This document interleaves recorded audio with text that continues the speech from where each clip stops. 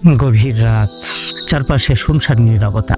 হঠাৎ কোথাও এক মায়ের চিৎকার ভেসে এলো, আমার মেয়েটাকে ফেরত দাও, আল্লাহর জন্য আমার শিশুটাকে ফিরিয়ে দাও। কিন্তু কেউ ফিরিয়ে দিল না, তাকে কেউ বাঁচাতেও পারল না।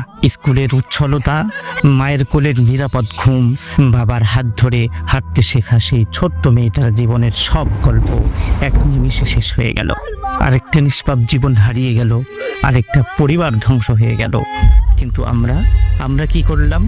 আমরা কি শুধুই নিউজ পড়ে দীর্ঘ নিঃশ্বাস ফেললাম? আমরা কি শুধুই ফেসবুকে পোস্ট দিয়ে দায়িত্ব শেষ করলাম? এই অমানবিকতা কি আর বন্ধ হবে না? কতদিন এভাবে আমাদের সন্তানেরা, আমাদের বোনেরা নির্যাতিত হতে থাকবে? রমজান মাস, রহমতের মাস, আল্লাহ তাআলার মাস, এই মাসেও যদি নিষ্পাপ শিশুরা হায়েনাদের লালসার শিকার হয়, কবে থামবে সব?